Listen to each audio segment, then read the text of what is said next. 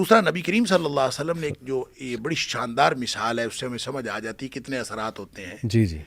نبی کریم صلی اللہ علیہ وسلم نے حضرت عائشہ صدیقہ رضی اللہ تعالیٰ عنہ سے فرمایا تھا، جب آپ نے حضرت صفیہ رضی اللہ تعالیٰ عنہ کے بارے میں، جن کا قد چھوٹا تھا، تو وہ آئیں اور چلی گئیں، اور حضرت عائشہ صدیقہ رضی اللہ تعالیٰ عنہ کے جانے کے بعد ہاتھ کے اشارے سے، جیسے بندہ کہتا ہے کہ دیکھیں یہ بونی سی آئی تھی یا چھوٹے قد کی آئی تھی، زبان سے کچھ نہیں کہا، صحیح، ہاتھ کے اشارے سے کہا کہ دیکھیں یہ ایسی تھی. نبی کریم صلی اللہ علیہ وسلم عائشہ تو نے غیبت کی ہے، اللہ، اور یہ اتنا بڑا گناہ کیا ہے کہ اگر یہ سمندر میں گھول دیا جائے تو سمندر کا رنگ بدل دے. اللہ، اندازہ کیجئے، یعنی اس کے اندر اس سے نیگیٹو انرجی کریٹ ہوئی ہے، آپ جدید اصطلاح میں یہ کہہ رہے ہیں، جی جی جی جی، اور وہ اس قدر کریٹ ہوئی ہے کہ وہ ساری وہ پازیٹیوٹی کو ختم کر سکتی ہے. صحیح. اس لیے یہ تو ممکن ہی نہیں ہے کہ آپ کسی کی غیبت کریں اور اس کے اثرات نہ ہوں.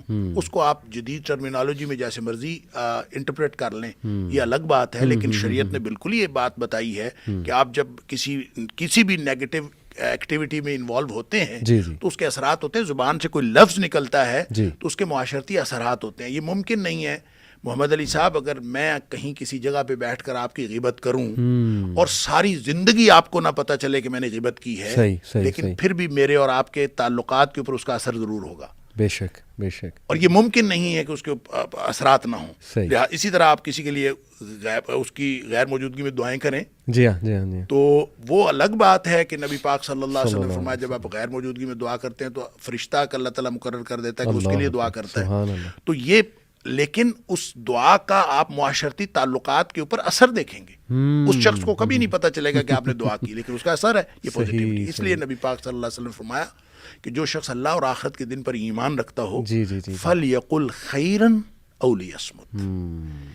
نیگیٹو شر ہے، پازیٹیو خیر ہے. صحیح. لہذا آپ نے فرمایا کہ جو اللہ اور آخرت کے دن پر ایمان رکھتا ہے یا تو وہ اچھی بات کہے او لیصمت، یا پھر خاموش رہے. صحیح. تو خاموش رہنے سے بھی آدمی بہت ساری نیگیٹیوٹی سے بچ سکتا ہے. اسی لیے آپ نے فرمایا من صامت نجا، جو خاموش ہو گیا وہ نجات پا گیا.